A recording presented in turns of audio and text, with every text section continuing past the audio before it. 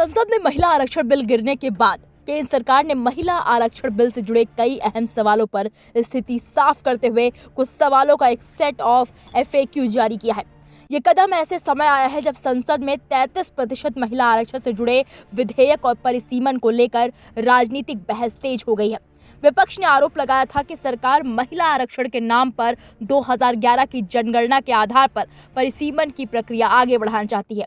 इसी पर सरकार ने विस्तृत स्पष्टीकरण दिया है। ऐसे में सरकार द्वारा जारी किए गए FAQs के जरिए विस्तार से समझते हैं कि महिला आरक्षण बिल परिसीमन और लोकसभा सीटों में बढ़ोतरी को लेकर क्या तर्क और स्पष्टीकरण दिए गए हैं। पहला सवाल, 16 अप्रैल 2026 को केंद्र सरकार ने लोकसभा में कौन से बिल पेश किए? तो जवाब है 16 अप्रैल को केंद्र सरकार ने लोकसभा में 3 खास बिल पेश किए। संविधान 131वां संशोधन बिल 2026, डिलिमिटेशन बिल 2026 और केंद्र शासित प्रदेश कानून यानी कि संशोधन बिल 2026। दूसरा सवाल, केंद्र सरकार की ओर से ये तीनों विधेयक सदन में अभी क्यों लाए गए? जवाब है, इस सवाल पर केंद्र सरकार ने बताया कि नारी शक्ति वंदन अधिनियम में ये प्रावधान किया गया है कि 2026 के बाद होने वाली जनगणना के बाद होने वाले परिसीमन के आधार पर महिलाओं के लिए आरक्षण सुनिश्चित किया जाए। अगर केंद्र सरकार 2026 जनगणना और फिर उसके आधार पर परिसीमन की प्रतीक्षा करती है तो महिलाओं को 33% का आरक्षण का लाभ 2029 के आम चुनाव में भी नहीं मिल पाता। इसलिए देश की आधी आबादी को जल्द से जल्द लाभ पहुंचाने के लिए इसको 2026 जनगणना के आधार पर होने वाले परिसीमन से अलग करना जरूरी था। तीसरा सवाल, अगर ये तीनों विधेयक सदन से पारित हो जाते तो इससे देश को क्या लाभ होता? जवाब है, इस पर सरकार ने बताया है कि अगर ये तीनों विधेयक सदन से पारित हो जाते तो राष्ट्रपति की मंजूरी के बाद ये कानून बन जाते और देश की महिलाओं को 2029 के लोकसभा चुनाव में ही 33% आरक्षण का लाभ मिल सकता था, जिससे उनका लंबे समय से प्रतीक्षित अधिकार मिल पाता। चौथा सवाल, नारी शक्ति वंदन अधिनियम के साथ अभी परिसीमन की बात क्यों लाई गई? जवाब है, सरकार इतनी ज्यादा सीटें क्यों बढ़ा रही थी? इसको लेकर सरकार की ओर से कहा गया है कि परिसीमन का अर्थ है कि किसी निर्वाचन क्षेत्र की सीमाओं में परिवर्तन। नारी शक्ति वंदन अधिनियम के प्रभावी क्रियान्वयन के लिए परिसीमन आवश्यक है। लोकसभा में सीटों की संख्या को 1976 में 550 निर्धारित की गई थी।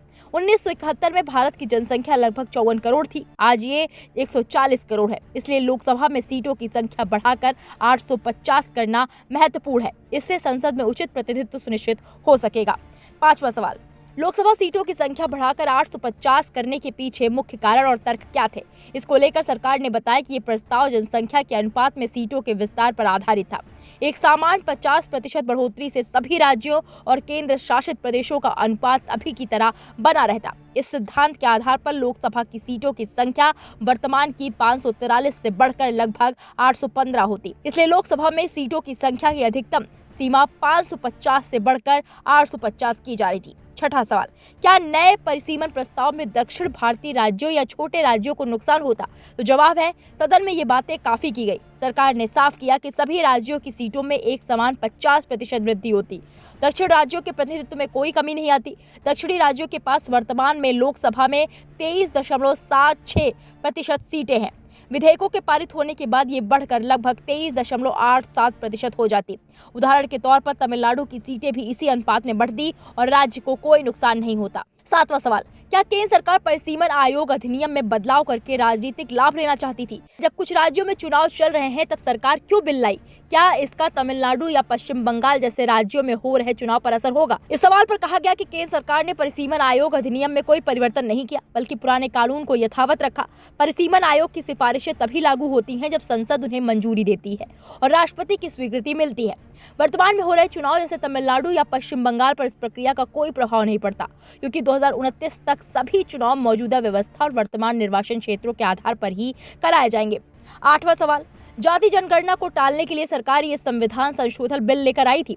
इसको लेकर सरकार ने साफ किया कि वो 3 महीने पहले ही जाति जनगणना की समयबद्ध प्रक्रिया शुरू कर चुकी है, इसलिए इसे टालने का कोई प्रश्न ही नहीं उठता। वर्तमान जनगणना प्रक्रिया में पहले घरों की गणना की जा रही है और उसके बाद जब व्यक्तियों की गणना होगी तब जाति से संबंधित जानकारी भी पूरी तरह दर्ज की जाएगी। 9वां सवाल, सरकार ने महिला आरक्षण को साल 2029 तक टालने की बजाय 2024 के आम चुनाव में ही इसे तुरंत लागू क्यों नहीं कर दिया? इसे 2011 के आधार पर ही क्यों नहीं लागू किया गया? इस पर सरकार का कहना है कि आरक्षण लागू करने के लिए परिसीमन आवश्यक है। परिसीमन एक व्यापक चर्चा आधारित प्रक्रिया है। परिसीमन पूरा करने में लगभग 2 वर्ष लगते हैं। इसलिए महिला आरक्षण लागू करने के लिए परिसीमन विधेयक के साथ ये तीनों विधेयक लाए गए थे। 10वां सवाल, क्या नए परिसीमन प्रस्ताव से जनसंख्या नियंत्रण करने वाले राज्यों को नुकसान होता?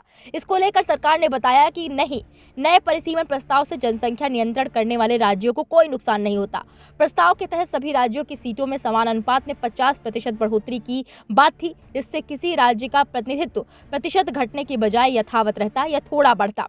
11वां सवाल, क्या नए परिसीमन प्रस्ताव से अनुसूचित जाति यानी कि एससी और अनुसूचित जनजाति यानी कि एसटी के प्रतिनिधित्व और अधिकारों को नुकसान पहुंचता? इसको लेकर सरकार की ओर से कहा गया कि हमारे संविधान में समय समय पर परिसीमन का प्रावधान है और इसी प्रक्रिया के माध्यम से अनुसूचित जाति और अनुसूचित जनजाति सहित विभिन्न वर्गों के लिए सीटों का पुनर्निर्धारण और वृद्धि होती है। अगर ये तीनों विधेयक पारित हो जाते हैं तो लगभग 850 सीटों वाले सदन में आरक्षित सीटों की संख्या 131 से बढ़कर करीब 205 हो जाती, जिससे अनुसूचित जाति और अनुसूचित जनजाति के प्रतिनिधित्व और अधिकारों में बढ़ोतरी होती और किसी प्रकार का नुकसान नहीं होता। 12वां सवाल, विपक्ष की निरंतर मांग के बावजूद महिला आरक्षण के अंदर मुस्लिम महिलाओं के लिए अलग से कोटा क्यों नहीं दिया गया? इस पर सरकार ने बताया कि भारत के संविधान में धर्म के आधार पर आरक्षण का कोई प्रावधान नहीं है। आरक्षण की नीतियां संविधान में निर्धारित सामाजिक और आर्थिक पिछड़ेपन पर आधारित है।